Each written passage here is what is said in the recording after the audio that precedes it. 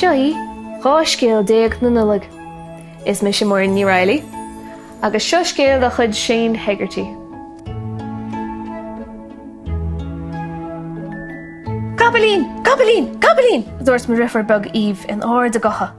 Capelín! Capelín! Capelín! Capelín! Maidin lá nullag a bhí an. Bhí mise agus Eve in ar síle thuair a chluig mar gur rúise tarann muid. Chach sé gur bé daddy na nullag a bhí an agus é tuairt cuairteáin. Flees gochmuid de meach ar an fannacht second amháin eile le fáil amach céir a bhí tug a chugan ige. Ringe muid íireacht, mám agus daddy rúiseacht.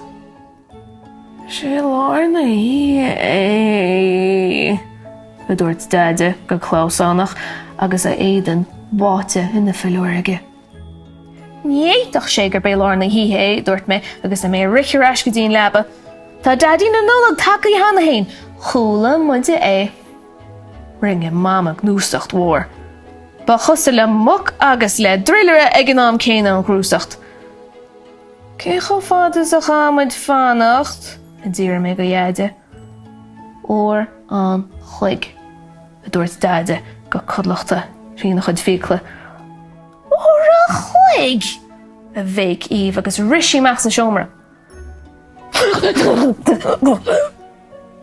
A dúirt mama, go rúsacht agus í cusa le babún agus le lacha ag an am céine.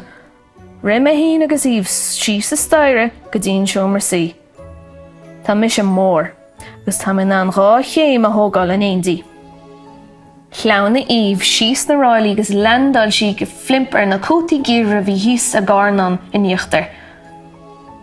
Ba solas an gealaí, an tain solas a bhí sa hála agus é scála tríd an bhainneog a bhí os cean an daras tosaí. Bhí na réaltaí airgid a bhír me fajami ag gliscarnach dá mhór.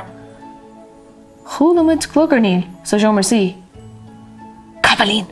A dúirt Eve, agus an anal a gimacht wethe. Bhrú sí isteach í hain.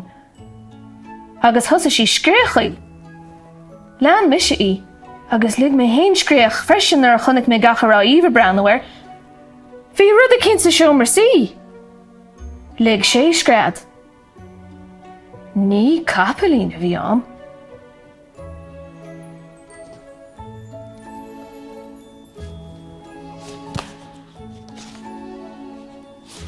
Ach, tá scéal.